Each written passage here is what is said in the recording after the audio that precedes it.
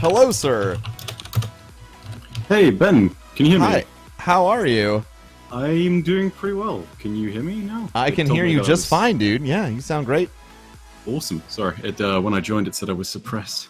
Oh, yeah, it does that shit, because it does that shit. All right, Hey, guys, look, Bife showed up. He's not dead, I told you.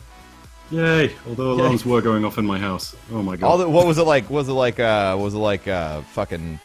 It was a fire alarm that Fire was alarm? just Yeah. going off Were wrong. you cooking? Nothing was even on fire, but it's just a bad alarm. You ever have one of those moments where it's actually such a deafening sound that you don't know where it's coming from anymore, and it just hurts? It just hurts your... Oh, yeah, totally. Yeah. Annihilus, thank you for the new sub. Welcome. Thank you very much. And Sly Guy, thank you for 5 months. Welcome back. Thank you. You guys should all go follow Annihilus. She's really nice. She's a nice person. Right. I'm great. All right, so guys, if you don't know what's going on, I guess this is like the fruition of a conversation Bife and I had like months ago. Oh yeah. And we were talking about in-game Grimoire like on stream 2 days ago, and I was like, man, I remember when we read through the Books of Sorrow on stream, and everyone was like, I love that. And then I thought we should do it again. And then I was like, we should do it again with Bife. And that's how this happened. So that's what we're gonna do. If you guys don't know what the hell, so Chad, I just prepare yourselves to answer the question, what the hell are they fucking reading? Like 100 times, okay? Oh yeah. So just be ready to answer what the fuck is this, and we should all be okay. Actually, dude, if it's okay, you may need to do some wiggling about with Nightbot here, but do you mind if I post a link to something? This is a great website. You can post a link to whatever you want, man. You're so all basically you're all cheesy and fun and happy. Awesome. Because there's this amazing site out there which got community focused a few months back called ishtarcollective.net, and basically it is the best place for anybody who wants to get into the Destiny lore. I'm going to link their section on Books of Sorrow. It's got all of the cards that we'd be looking through in order. So it's there for people who want to read it. I just posted it in chat. Go ahead and check that link, because that's everything from start to finish. And it's set up a multi-link. I don't think Bife's streaming. I could be wrong though. I am not streaming at this exact moment in time. Yeah, he's not streaming, so no multi. Bible cry. Super sadness, right? I know, right? Dude, I got like a PDF file with the whole thing on it, and I forgot how long it was. Oh god, it's long, guys. Let's put it this way: if this was in game, it would be like, jeez, you could make like a straight 10 cinematics out of this or something. With like easily. Each of them being a good like really 8 long, or 9 minutes. like long cinematics with it, for sure. I'll say it now so that we don't have to say it later. The biggest tragedy, of course, is that none of this is actually in the game. No, it's really bad that it's not in the game, and you probably have heard people say that a lot, chat. Yeah. But hopefully, us reading this will make you realize how terrible it is that it's not in the game. Yeah. Because that's like the #1 complaint about Destiny, right? It's like, oh, the story sucks. Which, in all fairness, in the game it does. But if you're sitting here reading the Books of Sorrow, to give a little prelude, this is a story with gods and massive space fleets and massive underwater sea monsters and worm god dragon things. What? And communing with the darkness and gender swapping, and it's ridiculous. Yeah, it's great. It's got like everything in this one freaking story that could, practically speaking, only exist in a universe like Destiny. Yeah, and yet it's not in the freaking game. It's not in the game, and it's sad. It's so sad. Get the popcorn, boys. Yeah. So, Bife, here's how I thought we could do this. I figured we could get through, or try to get through, like all of, each of the 9 verses in verse 1, right? And then have a quick discussion to close off each. It bothers me they didn't break it into chapter and verse, because that would make more sense to my brain. But I figured we could do that, and then hopefully we'll be done before midnight. for you. But does that sound like a good strat? All right, so straight up reading them and then just very just kind of reading it, and then if you have something to interject, it'd be good too, because most people have never heard this before. All right then. Okay, so brief introduction. For those of you who don't know, this is the story of Oryx and his/her. Yes, you'll understand more about that in a second. His/her siblings and where the hive come from. So it starts out all in the Book of Sorrows. There's actually an introductory card that not a lot of people found all over the place, but the Predators and Menace card? Actually, no, it's Calcified Fragments Curiosity, which is technically verse 1-0. Oh, okay. So it starts off like this. This is Oryx initially writing back to... thanks for the sub, man. I'm going to try and get through those really quick. So, yeah, there you go. Go for it, man. Are we reading the whole thing? We're reading the whole fucking thing, and the whole fucking thing is going on YouTube. Oh damn, that's awesome. Okay. Yeah. I'll give you the file if you want it as well. Oh heck yeah. Damn. Alright. So Alright. First card starts like this. Dearest sisters, it's taken me 2 years, a quarter of our lives, but I found the proof. We aren't native to the Fundament.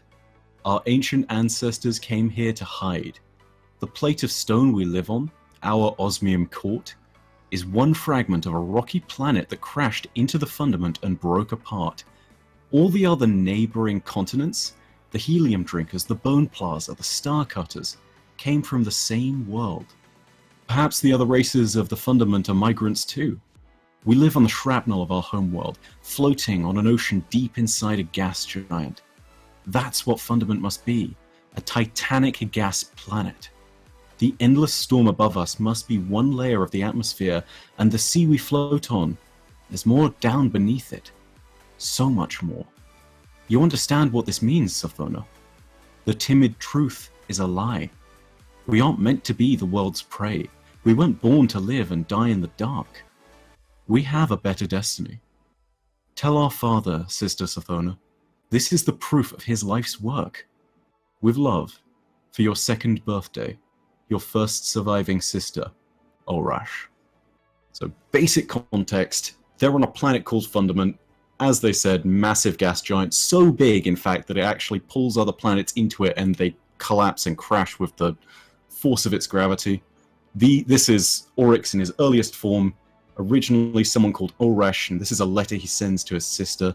We'll go into the rest of the details and everything that's being talked about later because it does get explained as stuff goes on. Yeah. Next is technically the first fragment that anyone gets. I think it's called Predators. And this is from the 3rd sister that gets mentioned. So for context, 3 sisters. It's Alrash, who turns into Oryx, and then there's Savathun, who is the wisest of the bunch, and then there's the youngest, who is Shiro. Savathun, I said? No, it's actually Sathona to start. Not important. Yeah, all the name changing, right? Like. Oh yeah, there's some point later down the line with all these cards where literally the names just shift up and it's crazy. But yeah, next card reads as follows. Predators, verse 1-1. Predators and menaces, carved to endure by Shiro, 3rd surviving sister of the Osmium King's last brood. And this is just a big list of all the predators that they find in Fundament and all the dangers of the planet. A Stormjoy. A Stormjoy is a living cloud. When it passes over our continent, it lowers its feeding tentacles. On each tentacle are the bait stars. Although light makes you happy, you must avoid it. You will be eaten. A Stormjoy is a good way for an old person to choose death. Also, a daring knight can cut the bait stars from the tentacles. I have 6. Falling. If you fall off the edge of the continent, you will die in the ocean. This is a special hazard when our father, the Osmium King, uses the engines. Helium drinkers. The currents of the Fundament Ocean bring us near other continents. The Helium Court is near us now. They are of our species, but they are our enemies. Their knights raid us every day. Helium drinkers have 2 legs, 2 arms, and 3 eyes, just like us. But they are bright and evil. I want to be a knight and fight them. The Helium Drinker Ambassador ate 10 of my sisters as tribute. This is normal, however I resent it. Mothers. Mothers can fly. They live much longer than 10 years. Mothers are extremely smart, and they guard their spawn. If you try to tamper with the eggs, they will eat you. Sathona wants to eat the jelly and become a mother when she turns 4. Storms. The rain is often poisonous. Sometimes it dissolves flesh. When lightning misses the lightning farm, it can vaporize a person. This entire world is deadly to us. Mysteries. The Fundament is very large. We are the smallest things in it. If you don't understand something, it will probably kill you. My teacher Teox says this is why we have such short lives, so we can breed and adapt quickly. Moon waves. My sister Aurash is afraid of moon waves. When she gets back from her expedition to the tungsten monoliths, I will ask her why. Now there's 2 bits that are really important in there. Yeah. The bit about the helium drinkers, those are kind of the guys that are sort of invading and fighting off. It's kind of the vengeful other half, or another part at least, to the race that makes up Aurash and Oryx and just the whole proto-hive. This is a race that's referred to as the Krill, although we don't actually know if that's what their technical name is. You know, it's not as though it goes from Krill to Hive. We'll see that a bit later. The other important part of that is moon waves, and I'll talk a bit more about that as time goes on, because that's super important to the entire, first segment, first verse. So next is the hateful verse, and this is actually from the perspective of someone called Teox. Teox is a mother, one of the ones that lives very long, very smart, but she is really not content with the way things are being run within the Osmium Court. This is her thoughts on things. For the consideration of the Helium Court, written in desperation, this sealed secret. I am Teox, sterile mother, teacher of the children of the Osmium throne. As a mother, I live long. As a neuter, I can rise above the small battles of court politics. I alone see the patterns of survival. Alone, I design the great engines that move the Osmium court. Now, alone, I must act to save my kingdom. Senility has claimed my lord the Osmium king. He is 10 and mad. The study of ancient text consumes him. Today he raves about moons and storms. Tomorrow he will wander the halls, speaking to his familiar, a dead white worm from the deep sea.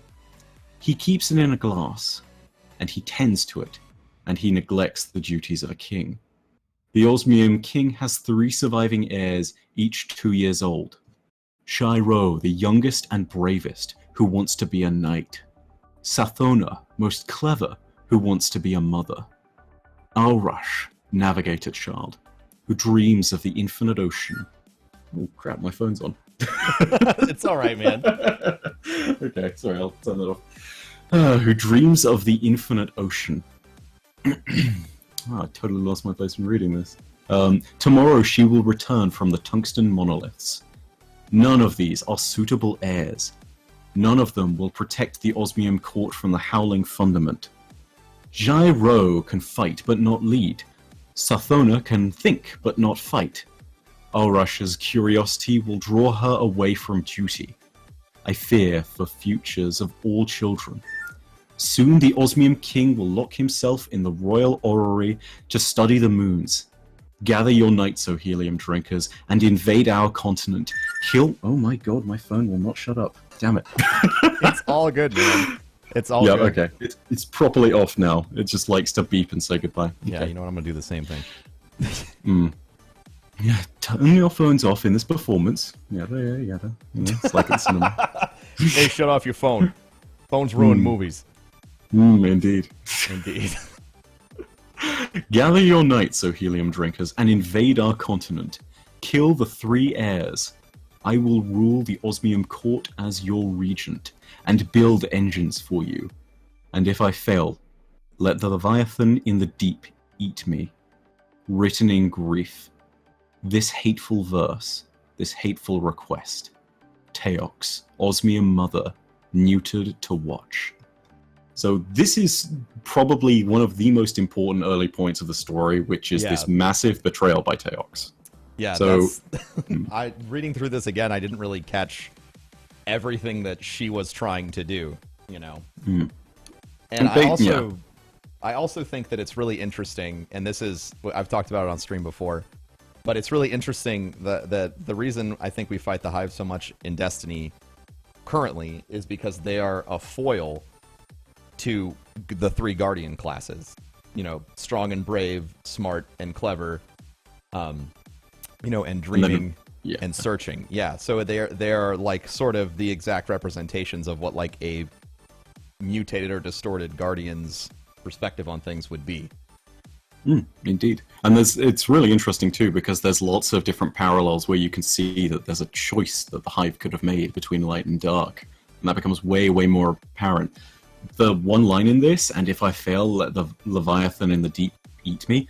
Yeah, Leviathan, for those of you who don't know, Leviathan tends to be a word used to reference whales, but it can also be used to reference giant sea monsters. We get to see this at a certain point, and it's a damn cool thing. So I'll let us get to that later, but next verse that we're going to go ahead and take a look at is the Oath. Now, this is just after everything that's happened. This is after the Helium Drinkers have invaded the Osmium Court. They've killed the king, and as a result, you know, Shivu, God, I keep on jumping ahead. Gyro, Sathona, and Aurash, the 3 sisters, have all fled. They have basically left because they're the only surviving heirs. Their father is dead. And Teox's betrayal is almost complete, aside from the fact that the 3 siblings slip away. So this is an oath that then Aurash binds her sisters to. And it reads as this: Sisters, this is how an oath is done. Put your left hand on the mast, close to mine. Take the knife in your right hand. Push it through your left hand, straight between the bones. Now. Carve a bloodline down the mast. Speak your oath. And this is each of them individually speaking their oaths. I am Gyro, youngest daughter of the dead king. I will take back my Osmium court and kill the traitor Teox. On my left eye I swear vengeance. In blood, the oath is made. I am Sathona, middle daughter of the dead king. I will take back my home and eat the mother jelly. I will raise my spawn on the corpse of the Helium king, and on my right eye I promise this. In blood the oath is made. Now, I will help make your oath, sister. I will help make it too. I am Aurash, the first daughter of the dead king. I will chase my father's last screamed warning. I will know what changed the motion of our moons. If the end of the world is coming, I will understand why. On my center eye I swear it, I will understand. In blood the oath is made. In blood. Thank you, sisters. We have only my ship left to us, but a ship is freedom. We have secrets to hunt, stormlit realms to explore, and great armies to raise. Put up the lightning sails, and we will voyage far. So this is the turning point. This is the first point at which they ever have any motivation that could potentially turn them to the darkness. And it's different points at which this determination sort of goes into play for every single sister. So at a certain point, each of them is constantly being driven on by this oath that's being made. Important point to note that's not mentioned in any of these cards just yet. You know how it talks about how the king had a familiar, which was a white worm that he kept on pulling around with himself and talking to, even though it was dead. Little mentioned fact about this, Sathona, after it turns out the king is dead, she somehow grabs the familiar and takes it with her. And it's, again, not mentioned here just yet, but it's a very important fact, and it goes on a little bit later in the cards. So, yeah, this is big point in the story. It's the key point. Yeah. It's like, familiar versus Leviathan is something that's going to come up. And also, you know how it talks about, hey, I will understand why the moons changed their course? It's also been running up to this thing of, you know, moon waves and whatnot, and these prophecies of doom that keep on coming out from both the king and Aurash. And this next card, called CCG, explains why. For those of you who don't know what a CCG is, basically, it's this idea that two different celestial bodies will come into alignment, and it creates unusually strong gravity. So the best That's what example that of is? this... I had no clue the first time I read this. I was like, I don't know, they made up a word. Yeah, Like- I literally looked that up because I was like, what the... It's just a bunch of Y's and S's and Z's. I don't even what... It's weird. But the best example is actually portrayed in this card. So, it reads as this. The CCG, carved to endure by Orash, the High Vengeance. Only Shiro's bait stars let us escape. Only Sathona's tricks let us reach the coast. But now that we have my ship, I must lead the way. I am the navigator. We may never see our homes again. Shiro seethes with hate and fury for Teox. But this is my deepest fear. Our civilization drifts on the Fundament. At the tungsten monoliths, I learned that thousands of other species drift with us, coexisting on a vast world sea, and the tides of Fundament move us all. The timid truth says that we are the smallest, most fragile things alive, the natural prey of the universe. Teox would have us believe that our ancestors came to the Fundament to hide from the hungry void. My father died afraid, not of vile Teox or the helium drinkers, but of his orrery. He screamed to me, "O Rush, my first daughter, the moons are different, the laws are bent." And he made the sign of a CCG. Imagine the 52 moons of Fundament lining up in the sky. It wouldn't take all 52, of course, just a few massive moons, but this is my deepest fear. Imagine their gravity pulling on the Fundament sea, lifting it into a swollen bulge. Imagine the bulge collapsing as the CCG passed. A wave big enough to swallow civilizations. A God wave. I have to find a way to stop it before the God wave annihilates my species. If I could only get back to my father's orrery, I could learn exactly when. We are weeks of travel and many continents away from home. When I'm paralyzed by fear, Shiro sits in the cabin with me and comforts me with soft, brave words. But more and more, we have come to rely on Sathona's wit. She will go off and be alone. She insists she must be alone, and return with some mad idea, steer into a storm, throw down a net, eat the strange beast, explore the menacing wreck. Somehow, Sathona seems to manufacture good luck by sheer will. So, that's the big fear. That's why originally their father has gone completely mad, because he's realized, okay, Armageddon is coming in the form of quite literally a day after tomorrow sized wave that will literally just engulf the entire planet. So that concept alone, on an ocean world, I can imagine how terrifying that must be. You know, that's about as bad as it gets. And this is basically now their entire mission. It changes quite fundamentally, at least for Orash, from a mission of trying to, you know, just reclaim the Osmium Court and take vengeance on Teox, to one of saying, bigger issues here. We gotta save people, you know? Save the entire planet instead of just us. Oh, yeah. I mean, technically she's not even concerned for the rest of the planet, because they have that whole thing of the timid truth saying that they're the smallest thing, but... Oh, yeah.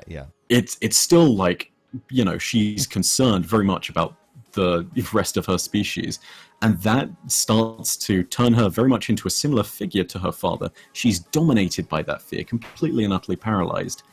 Other important part to this card is the bit at the end, where it talks about Sathona's wit and how she seems to manufacture good luck by her sheer will. Spoiler alert, that's the familiar doing its thing. That's literally just the familiar guiding. I did not figure that out the first time I read this.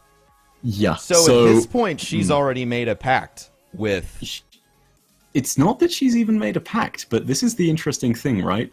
You know how the Mad King used to just whisper to it and talk to it? Yeah. She insists that she must be alone because she's doing the same thing, and the reason for it is because it's whispering back. Not consciously, it doesn't have jaws that it's moving, but it has kind of... best way to describe it is psionically it's talking. So that's kind of literally it's reaching out into her mind and whatnot. Think Obi-Wan talking to Luke Skywalker in Star Wars after he's passed away, you know? That's kind of the same principle. And this is... Yeah. It's so the worms, which we're jumping ahead talking about this, but I care because I wanna understand this better. So the worms have latent power even before the Hive make, a pact with, them and diving deeper into the darkness. Oh, yes. Basically. And I didn't this know. And it's a really interesting point, right? Because, and this is a theory that I believe in, but I think everybody else in the lore community believes in to a certain degree or questions to a certain degree. I think that these worms are actually related in some sense or are corrupted versions of Ahamkara. So you know how we get all those pieces of armor, like Bones of Ao, Young Ahamkara. And all of the armor speaks to you telepathically. Yeah, exactly. It all has things to say. And the crazy thing about it is, in most of those instances, it has this very noun mine way of speaking. So, for example, in one of the Grimoire cards that's blatantly read by an Ahamkara, it says, "O reader mine." And then on the certain pieces of gear that have Ahamkara bones to them, it's often "O bearer mine." You'll see that "O noun mine" kind of formation of words showing up a lot in these early cards. Yeah. Especially when you start interacting with some other characters that we'll introduce in a bit. But next card is the Needle and the Worm. This is where stuff starts to get interesting. So, my secrets, carved in my code by Savathun. Fuck, I keep on saying Savathun. It's Sathona, because again, weird name changing midway through the story. Carved in my code by Sathona. The Right Eye Vengeance. 1. This year of wild voyaging, these lightning nights and golden days, these forays into ancient wrecks and wind-blown flights from monsters, these are the happiest times of my life. 2.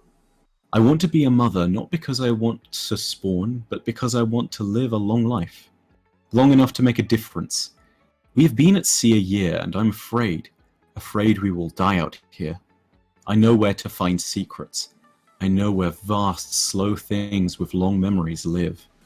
4. The Needle Ship. The Needle Ship, carved in my code by Sathona. A liar. 1. We salvaged the we salvaged the needle from the Shvubi maelstrom. Your ability to read these psychotic words is very impressive to me as an individual who is dyslexic. I don't even, literally, I'm probably butchering it anyway, so let's just roll with it. Just roll with it? No, I got you, man. Sounds good to me, is what I'm telling you. You sound great. I knew it would be there. 2. The Needle is a grey ship, as long and slender as hope, as unbreakable as time, and old. Older than death. It tumbled through the maelstrom before our ancestors crashed into Fundament. It's not a sea ship like Ulrush's. It's an artifact of high technology. I know its purpose. I know what happened to the crew. 4. Gyro wants to sell the ship at Kahana Toll, where species gather. At auction, it would earn us enough wealth to hire mercenaries. We could retake our osmium court and send the baby-eating helium drinkers screaming into the ocean. 5. But I told Gyro the ship was worthless. 6. Ulrush wants to open the ship and see if we can take command of it. I know this is the right thing to do. I know because I asked the worm. The worm, carved in my code by Sathona, who should be afraid. It was my father's familiar. I ripped it from him as we fled. It is dead. It's a dead white thing, segmented, washed up by the deep sea. It is dead, but it still speaks to me. It says, "Listen closely, O vengeance mine." And so you see in that last line, that's the first point at which it's ever mentioned in... Yeah, the first iteration of that, that way of speaking inside of the Books of Sorrow. So these are, I'm going to try and bring up questions that come up in chat, for clarification go for it. and stuff. Absolutely. So people are wondering if the Needle Ship is the Dreadnought, which, no. It is not the Dreadnought. The Dreadnought is something that comes up much later. It's very clear that the Needle Ship is, however, it's definitely a spaceship of some kind. It's they talk about it being high technology, and they use it actually later as a submersible. But it's really clear that this thing is far advanced for anything that can be found on Fundament, which again is just sort of this backwater ocean giant that's sort of like home to all of these almost primitive, demoted races. Yeah. So I thought that it was really interesting to me because, like, when you first encounter the Hive in the game, you're like, oh my god, like, these people they're so smart, like, they have all this technology, this is, you know, where they came from, they've probably had this for centuries, but they've had it for a long time, but they didn't develop it at first, you know, they sort of become one with it over time. I always thought that was really interesting. And the crazy thing is, like, we'll get to a point, maybe, I want to say it's 15 to 25 cards in, I'm not sure, but it references events that are happening as this card is being read as 24,000 years ago. Yeah, years and years are passing. Time span of the Hive is ridiculous. There's literally a point at which they say that they spend something like 20,000 wards just being at war with each other, but that's a little bit further on in the future. So time, it changes a lot, but for the time being, we're still sort of in this small scale of years. Yeah. It's also... Sorry, the other question that people are asking right now is, when they're talking about the ocean, or they're talking about... oh god, what was the question? When they're talking about the ocean or sea, are they talking about outer space, or are they talking about their planet? Like, they're talking about their planet. They are definitely still on Fundament, and this is a very important point because... the CCG that keeps on coming up, that is basically, it comes into play later, and it's this whole reason for saying, like, yeah, we need to get the heck out of Dodge here, guys. This planet's kind of boned. You know, we need to leave now before this just envelops our entire species. So it's definitely still the planet. It's an ocean that is quite literally an ocean. It's just trapped underneath the gas giants' clouds. So yeah.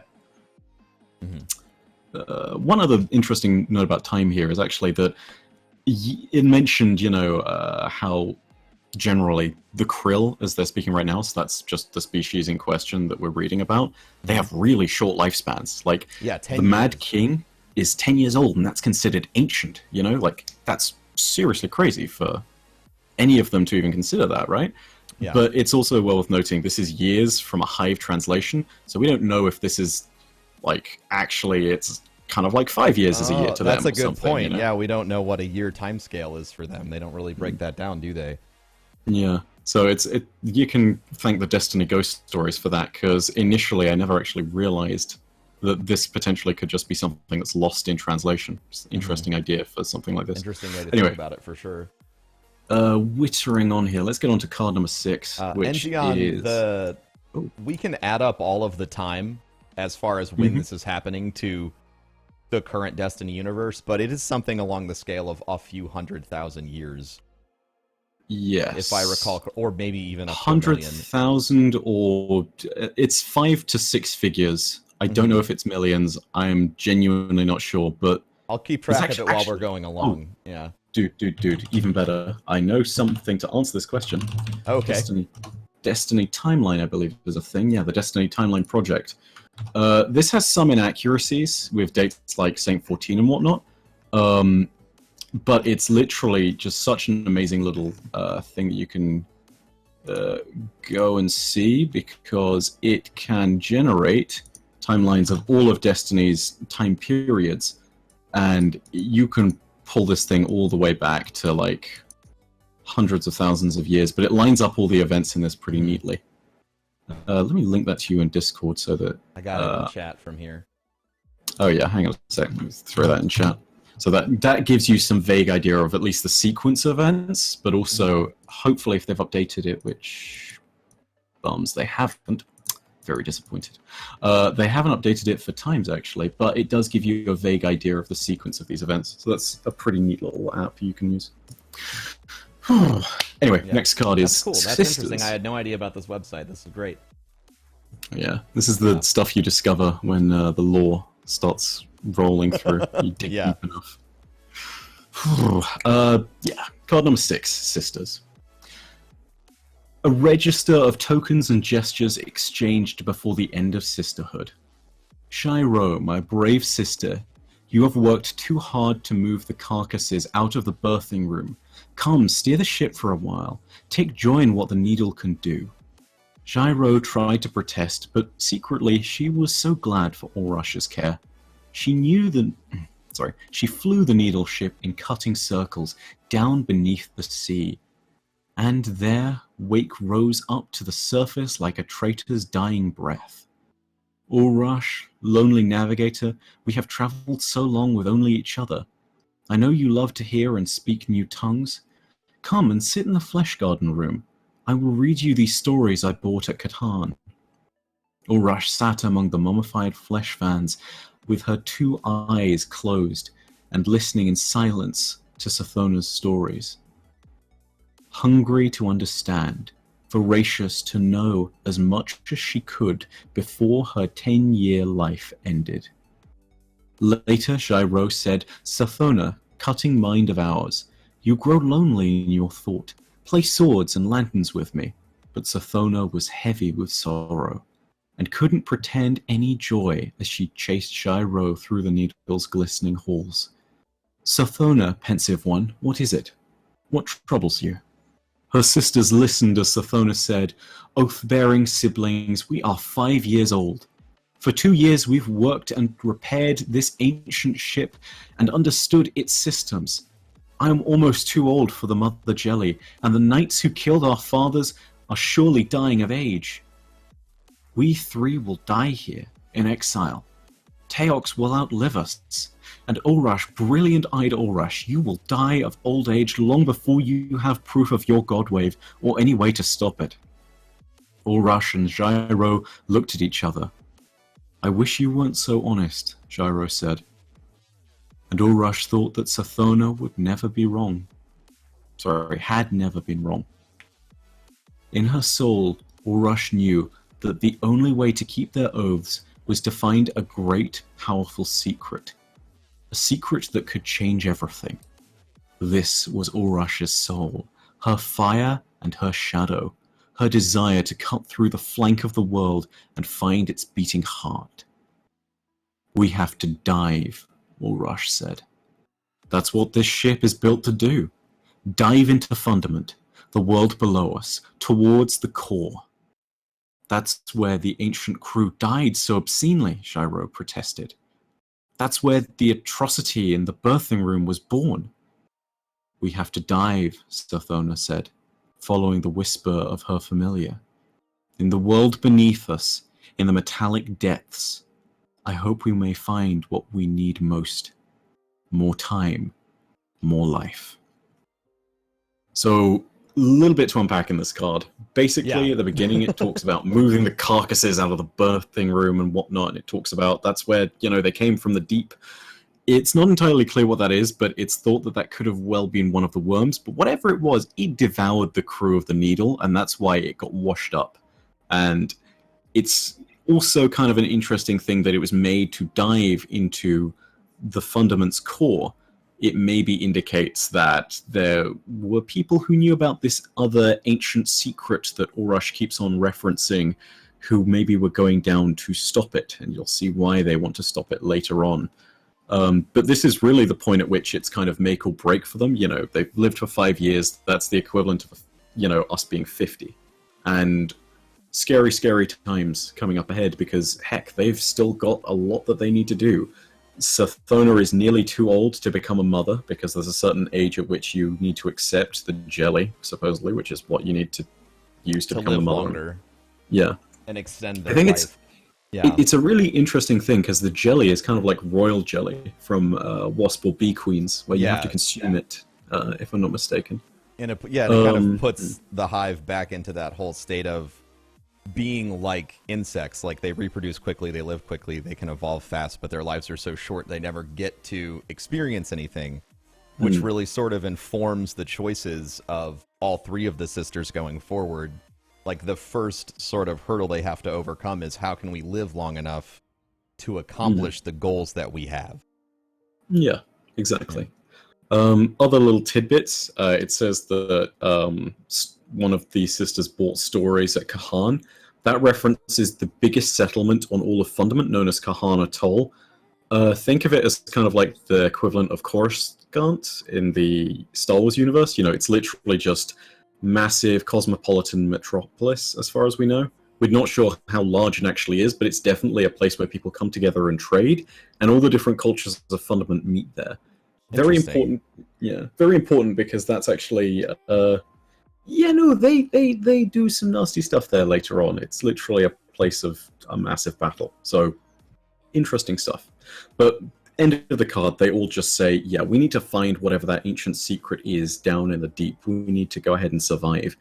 And again, this is all very much being guided by Sathona's familiar. Because, Ulrush knows vaguely of what this is because of the tungsten monoliths and because of everything that she's learned. It's not clear that the tungsten monoliths provide a great deal of knowledge, but it's very clear that from what her father keeps on telling her, that there's got to be some kind of secret. She doesn't even entirely know what it is, but she knows that there's a key to survival somewhere down there.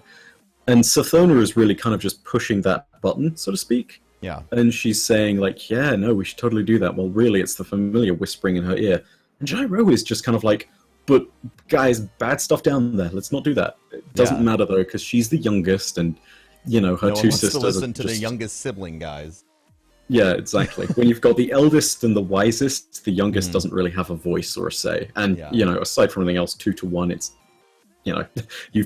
your vote has been overruled, basically. But that leads us to the next card, which is the Dive.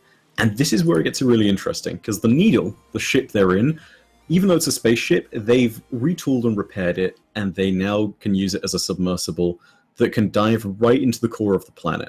Which and so this is where things... freaking impressive, because the planet's gigantic.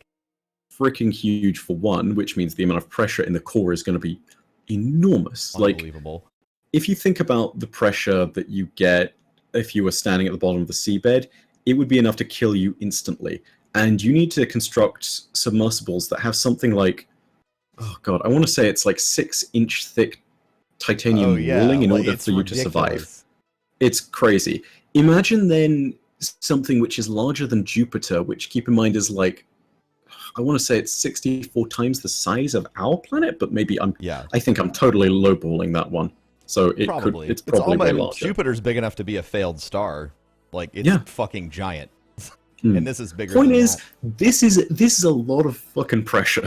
This is a shitload of pressure. Unbelievable technological achievement for them to be able to do something like this. I always thought that was really cool. Yeah. So yeah, this is the Dive, verse 1-7. For life, Sathona dove. For vengeance, Shiro dove. And Ulrush dove to understand. The Needle ship pierced the skin of the world and burrowed deep, through layers of foam and metal and cold elemental slush.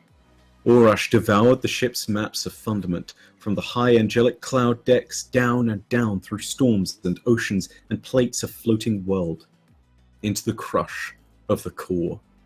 They met monsters of continental scope, vast anemones that raised glowing tentacles to bait them in. Gyro flew the Needle ship through them, and they bled black carbon jelly and frost. They came to a still place below a plate of metal. I can use the sensors, whispered Ulrush. Listen. In the wet gold dark of the helm, they listened to the ship, and the ship listened to the crushing motions of Fundament.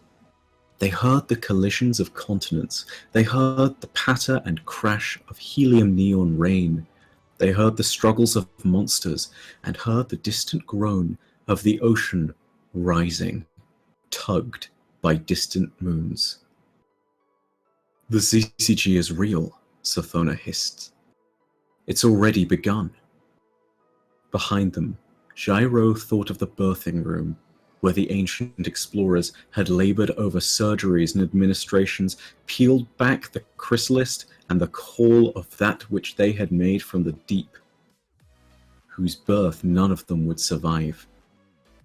There's something down here, she whispered. Something secret. And then the Leviathan loomed over them, its brow as huge as the continents of their childhood, its great array fins crackling with the lightning of life, booming into the hull of the Needle ship in a microwave voice. You must turn back. Save yourselves from the deep. Save the world from yourselves. You must turn back. fucking so spooky, man. So This was for me personally, the first time I read this was like when I really got sucked in, because it was the first time I felt like the monumental storytelling of Destiny's, like the potential of, like, you know, the Traveler and the Speaker and the past and everything. Like, this is when you really get the feeling of like, holy fuck, like these are beings from another planet that's so foreign to us that there's things that live there that are the size of continents. Like, it's just so awesome.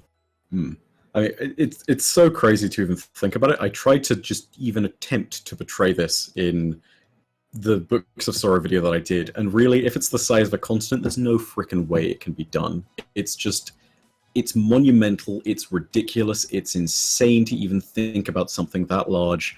And so you can start to think about why people go mad on this particular point of the story, right?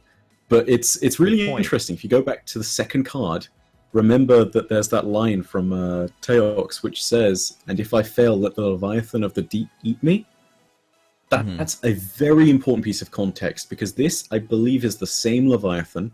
I believe there's one entity that's ever referred to as the Leviathan. It's the same thing, and it's in cahoots constantly with the sky, as it's being put more commonly by the people of Fundament.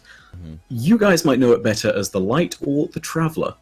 So the three of them are sort of in cahoots. Really? So yeah. So you think the Traveler was here during all of this happening?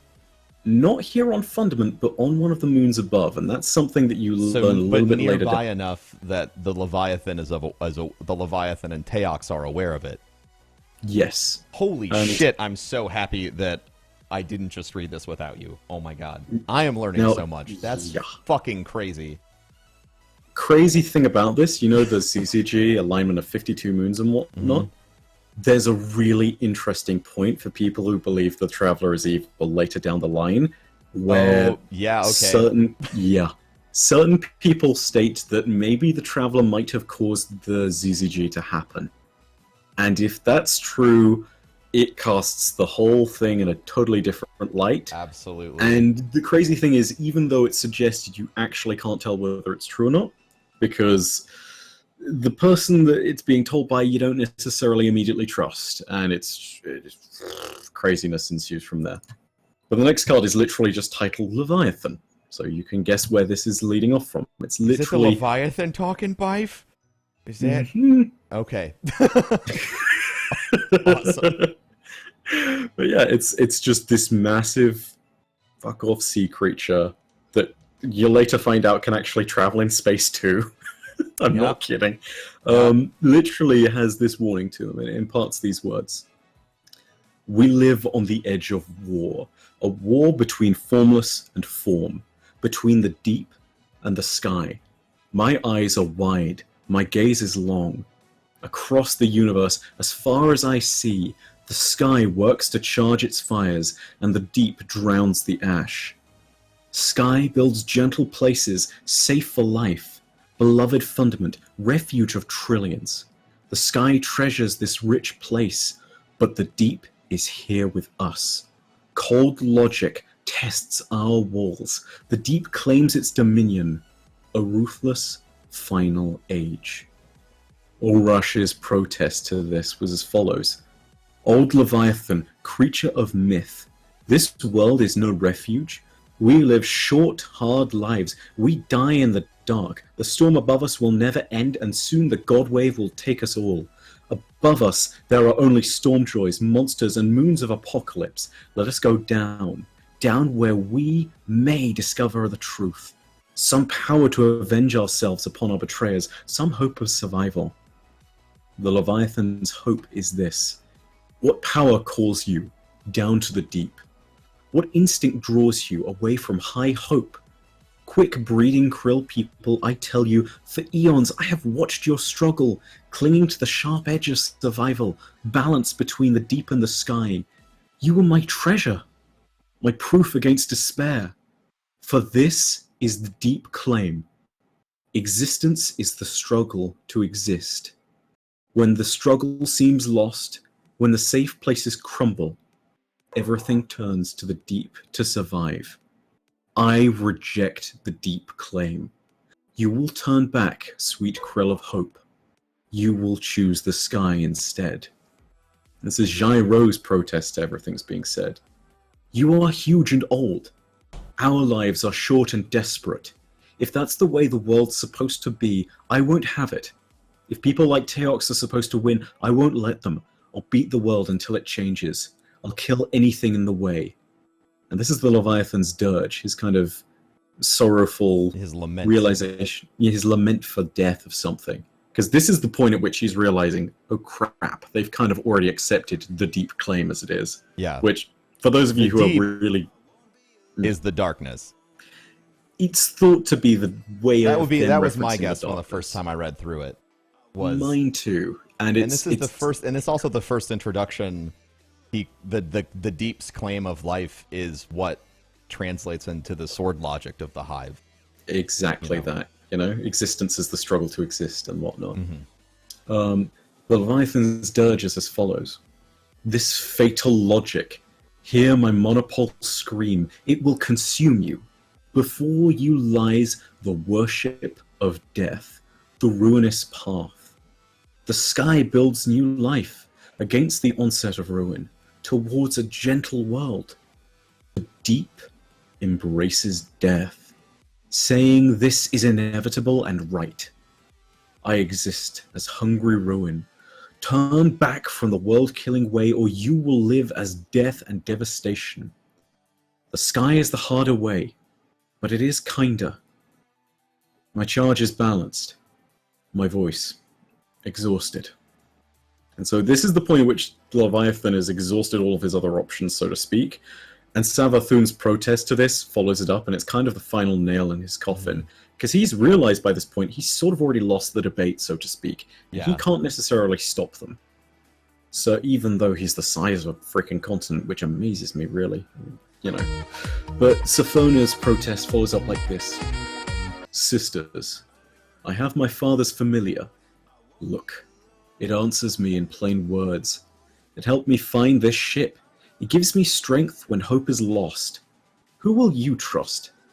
The voice that wants us to live and suffer as we have lived and suffered?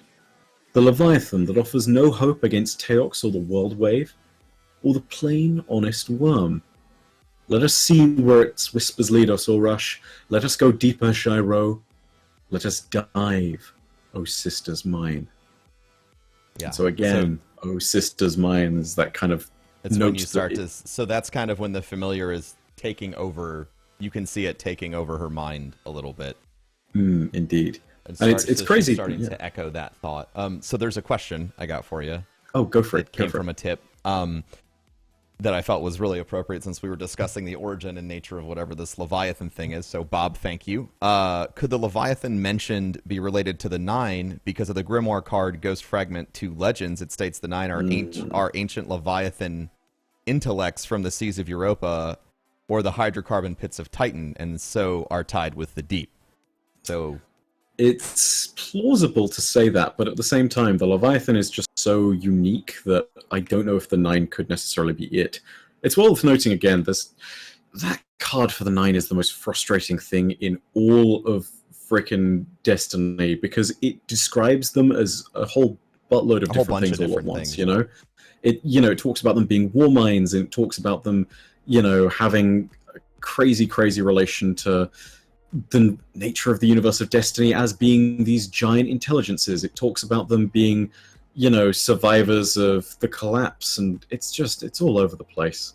So maybe it could maybe be them, or all of the information and misinformation could just be people struggling to understand and guess at, even in the Grimoire, what these things could be. Precisely. What the Nine could be. I mean, it would be fascinating to think about, 9 of these Leviathan beings existing across the universe, communing and talking and all that stuff in ways that we can't understand, which would be dope. But it's also just as possible that the Nine are like, the Illuminati of Destiny, and nobody knows. Yeah. I mean, it's the hydrocarbon pits, it's a particularly fascinating part to that card, because if you look at Zer, he's also he's got a squid face, right? That's the most prominent feature of everyone, is his hentai face. So it's No, you're right. No, yeah, you're right. It's definitely the case that when you go ahead and you look at Zero and everything that's got his squid face involved, he looks like an aquatic creature. And so the idea that maybe that's kind of what the Nine are, these massive Leviathan creatures, it's not such a completely out of the question idea, you know? It's plausible. But I still just do not know. I have no idea. The Nine is the most nondescript part of Destiny's lore, and that's frustrating to me. I see what you're saying, Bing of Bongs, and I think the whole thing is that it's open to, like, that particular sentence is pretty open to interpretation, because if the Nine are ancient Leviathan intellects, it could just mean that their intellects are huge. It could be an adjective there instead of it could be a metaphorical adjective instead of a descriptive one. Yeah, you could be describing English. a war mind. Oh. Yeah, it could be like the war minds. Yeah. Yeah. So it's possible. For sure. But whatever the case, this card is probably one of my favorite ones out of the entire Books of Sorrow, just because we get to actually talk with a Leviathan. You know, this thing is huge, and it's clearly one of the more important characters in this early set of the Book of Sorrows. Just because, you know, you've got this crazy important mythical creature reaching out to these three tiny individuals, and it's pleading with them. It's literally massive in comparison to them. It's the very... And it could crush them, and yet it wants to have a conversation, which is really weird. Yeah, and quite literally, because if it crushed them, it's kind of embracing this idea of the soul logic in itself, and it's accepted that the sky is the way that it wants to follow. The sky is the harder way, but it is kinder. And that's why I don't think it necessarily crushes them, and it can't stop them. Yeah. But the next card is immediately following this. And so the Leviathan Makers, is clearly... We'll get to your question in a little bit. It'll be something we can directly talk about in a few cards. Yeah. So the next card is not exactly straight after that, but they've gone deeper into the core. And this is the first time where we encounter some very important characters. Long story short, for whatever reason, Ulrash, while she's in the middle of the core, she has stepped out onto the hull of the ship. She's outside of the ship. Now keep in mind, this is in the core of the planet. We talked earlier about the crushing pressure on the bottom of our oceans. Take that, put that to the power of like 110 or something, it's and ridiculous. You have... It's a crap load of pressure. You could be crushed into a cube by the amount of pressure that's probably on your body at that point. So the fact that this is happening in the first place is crazy. But these are the entities that the Leviathan is guarding. And this is the thing that he didn't want Ulrash and her sisters to find. And the card reads as following. It's called The Bargain. You are Ulrash, heir to the Osmium throne. You stand on the naked hull of an ancient ship. You stand exposed to the crushing pressure and ferocious heat of the deeper Fundament. It should annihilate you. And it is by my will alone that you survive. I am Yul, the honest worm. Behold my passage. Behold my vast displacement, my ponderous strength, my great and coiling length, my folded jaws and curled wings. Behold the hiving city symbiotic with my flesh. I am Fesend, Ulrash. I am at the beginning and end of lives. Behold Aya and Zol and and Akka, the virtuous worms. Look upon us and know that we are good. For millions of years, we have been trapped, growing in the deep. From across the stars, we have called life to the Fundament so that it might contend against extinction. For millennia, we have awaited you, our beloved hosts. Against you stand the cruel Leviathan and the forces of the sky. They would crush you down into the dark. They have arranged the moons to drown you in fear of your potential. We want to help you, princes. We offer each of you a bargain, a symbiosis. Take into your bodies our children, our newborn larvae. From them you shall obtain eternal life. From them you shall gain power over your own fragile flesh, the power to make it as you will. And should you find an imperfection in the world, an injustice or an inconvenience, you will have the power to repair it. Let no mere law bind you. We ask one thing in exchange, O princes. You must obey your nature forever. In your immortality, Orash, you may never cease to explore and inquire for the sake of your children. In your immortality, Gyro, you may never cease to test your strength. In your immortality, Sathona, you may never abandon cunning. If you do, your worm will consume you. And as your power grows, O princes, so will your worm's appetite. But we offer eternity, Orash.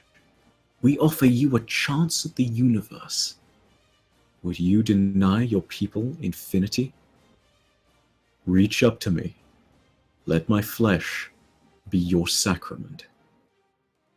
Whew. All right. So this is like the culmination and the turning point. And this is also the end of the first set of verses. So to kind of quickly recap what has happened so far. But basically, all Hive, as we kind of know, and you know from playing the game, have a bond or a agreement that they make with the worm, which is what keeps them alive.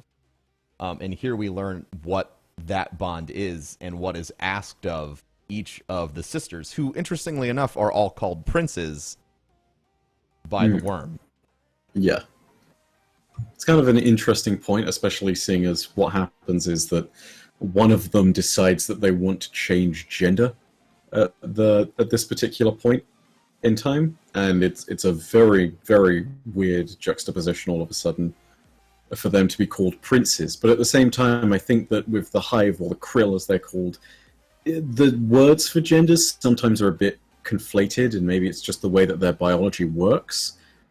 Because, I mean, if you go ahead and take a look at it, wizards is technically a male word for us.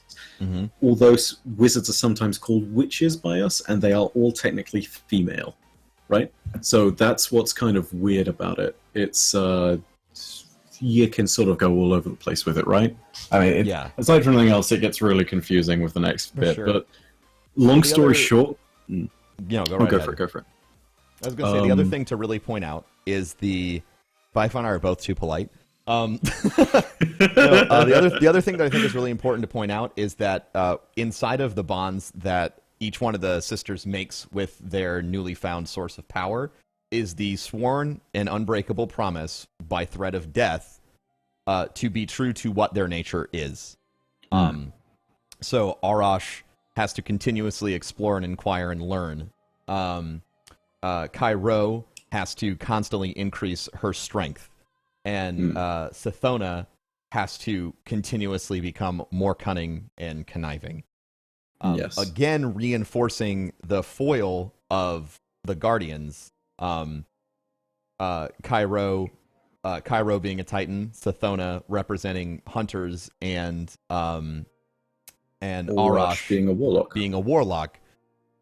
Which is, for me, this is one of the things when I read this and I kind of put that together, I got really excited for any sort of future Hive encounters we might have, because we know how Oryx worked. We know that Oryx was all about evil and magic and all this other stuff, but there are two other equivalently powerful Hive gods that are based off of different sources of power, one being brute strength and the other being incredible cunning. Exactly. Which just opens the game up to, like, you know, our future encounters with the Hive could be extremely different than the encounter we have had with Oryx. Exactly. And that's not even to mention the fact that, you know, it's two other freaking gods that are out there somewhere, you know. We only killed one of three, you know, and this was supposedly the most powerful one, but we've left that Hive throne nastily vacant. And there's so many different places that could go, but it's way down the storyline. For those of you who do not know about this, by the way, you may have heard the references to the 5 names in there. And you may have heard those names before, in particular, Yul, Aya, Zol, and Akka. Now, those are the worm gods. These are literally the gods of the Hive. They are the ones that commune with the deep, as they put it, which is, for most people accept that the deep is the darkness. It's not 100% proven because it almost never is, but it is practically speaking confirmed And this is really important because these are the 5 corrupting influences that probably washed up the familiar first to, Ulrush's father. They're the ones that have probably been guiding the familiar itself and therefore speaking to Savathun. And again, you'll notice in a lot of their verbiage later down in the cards that they once again use that, one little phrase that everybody loves, "Oh, noun mine," Mm-hmm. So it'll be, "Oh, general mine," it'll be, conqueror mine, and etc. They have this continuous thing. So for some, at this point, people are like, yeah, these things have to be a Hamkara. I'm one of those people. Mm-hmm. Others are a bit more skeptical, but the one thing we absolutely can be sure of is that these are the worm gods that the Hive keep on going on about. These are definitely the powerful ones within the hierarchy, and they actually have power that is kind of equivalent to what Oryx the Taken King has. So these guys are no freaking joke. They are super freaking scary to face up against. Standing in front of one of them, it's like, behold my passage, behold my vast displacement, aka my size, my ponderous strength speaks for itself, my great and coiling length, again, size, my folded jaws and curled wings, kind of talking about how, again, they have somewhat dragon-like characteristics, I want to say. Behold the hiding cities symbiotic with my flesh. They literally are so large, there are other organisms living on them within massive cities. I am fecund. Fecund is kind of a way of saying that, I don't want to say sponsor life. That's a different thing. Life flourishes within me. I am fecund. I allow it to flourish, etc. So this is kind of them offering this crazy, crazy alternative to what the Leviathan is doing. And this bargain that they're talking about, it's really important, this next bit, because, of course, needless to say, they accept the bargain. I mean, some guy comes up to you and says, "Hey, do you want to be immortal? By the way, just act like you already do, and you're fine. Just be yourself." Yeah. Literally, just be yourself. That's literally the promise of the worm is just be yourself. You'll live forever. But what they and the exploration of the story on a morality side explores what happens when you become a very, very unrelentingly true version of yourself, which can occasionally lead to kind of dark results. And I found that interesting. I have 2 questions that came in through tips, so go for it. I want to get to those. TMC said, this puts into perspective how outnumbered the Guardians and the Queen are, which is really true. I agree with that. And then Classo said, what if the other sisters have different enemy classes with them, like wizards instead of wizards and knights? It's very possible. Possible, but I don't think necessarily, because wizards, this is the thing, right? You'll find out later within one of the cards that they talk about how the structure of the hive is set, and they talk about all the classes that we know, such as acolytes and knights and wizards and whatnot.